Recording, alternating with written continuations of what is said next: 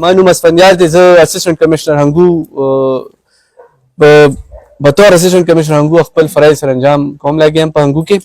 داسې دا چې اوله ما د کټکاڼي کیمپ وزټ کړی، ما مشرانو څومره چې دلته زموږ افغان وروڼه دي هغوی ته دا پیغام ورکړی چې تاسو چې دی خپل چې کوم واپسي عمل دی هغه چې دی ورو ورو تیز کړئ.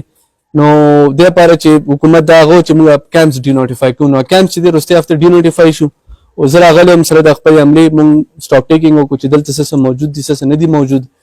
نو زما به یو ځل بیا څومره چې زموږ دلته افغان وروڼه دي الحمدلله یې سره زموږ ډېر ښکلی ټایم تېر شو، زما بچپن موږ یې سره په منډو تړلو تېر کړو. نو اوس داسې ده چې هغې د واپسي چې کوم عمل دی هغه تیزول غواړي. اوس چې چونکې کیمپس ډینوټیفای شو نو ګورمنټ چې دومره دلته څومره سروسز ورکول هغه به ختم شي. نو موږ هم دغه خواهش دی دغه غواړو چې څومره باعزته هغوی دلته ټایم تېر کړو، هغې طریقې سره باعزته طریقې سره پروکار طریقې سره هغوی خپل وطن ته واپسي وکړي.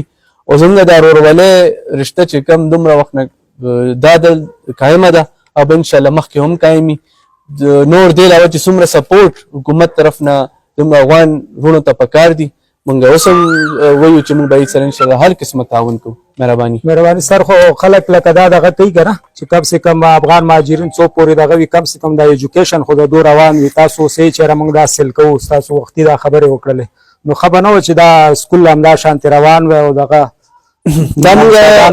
دا کمیونټي سکول دی تر اوسه پورې لکه دلته چې دي انجیوګانې د استادانو ته تنخواهانې نه ورکوي. دا موږ ټیک اوور کوو لګیا یو، دا ما ونه وی چې دا موږ بس مکمل بند کړو، دا لکه صوبایي حکومت ته حواله شو. ټیک شو، دا چلولو به موږ یو طریقه کار جوړو، خو لکه فلحال لپاره دا لکه موږ ته UNHCR او کمشنریټ اف افغان ریفیوجیز نه صوبایي حکومت ته حواله شو.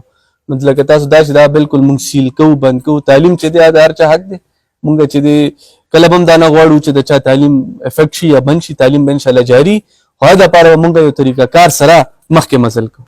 صحیح، ډیره مننه. مطلب دا و چې یاره تعلیم به بندېږي نه، په دغه ځای کې به تعلیم وي، خو هغه به د ګورنمنټ اف پاکستان د تخت لاندې یعنې د ایجوکیشن ډپارټمنټ طرف نه به دغه ته یوه لایحه عمل جوړېږي. یعنې هغه اندېښنې چې خلک وایي چې یاره دا حاصل کېږي او بندېږي، یعنې سکول بندېدو د ایسي صاحب د خبرو هغه تفصیل دا و. ډیره مننه.